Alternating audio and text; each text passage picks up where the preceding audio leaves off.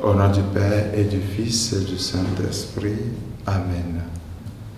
Ô Seigneur, envoie ton esprit qui renouvelle la face de la terre.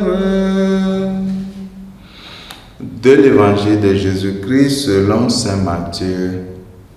En ce temps-là, Jésus était en route. Deux aveugles le suivirent en criant « Aie pitié de nous, fils de David !» Quand il fut dans la maison, les aveugles l'abordèrent et Jésus leur dit « Croyez-vous que je peux faire cela ?» Ils répondirent « Oui, Seigneur !»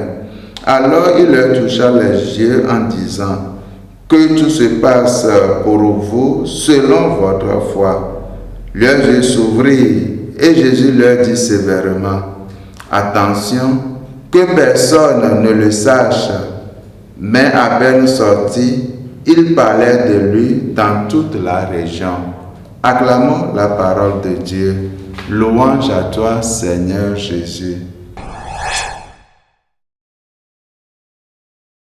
Chers fidèles du Seigneur, Dieu n'encourage pas la paresse.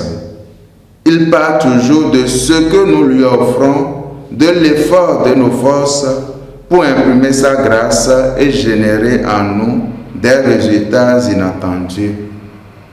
La foi est la certitude que quelque chose est toujours possible, même quand tout semble finir, même quand tout semble s'arrêter.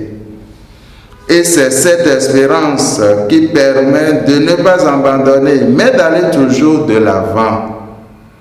Le désir est important dans la vie, mais il faut savoir le canaliser afin qu'il produise ce qui est bien, ce qui est bon.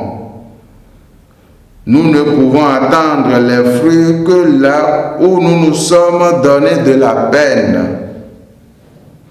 Quand la foi et le besoin rencontrent la volonté de Dieu, l'homme en est éclairé et reçoit en abondance. Les deux aveugles de l'évangile de ce jour ont cru que Jésus était capable de faire cela pour eux, et tout s'est passé pour eux selon l'ampleur de leur foi. Comme ces deux aveugles, crions nous aussi nos souffrances, nos misères, nos péchés vers le Christ avec foi. Il est prêt à nous donner satisfaction. Que tout se passe désormais pour chacun et chacune de nous selon notre foi. Amen. Au nom du Père et du Fils et du Saint-Esprit. Amen.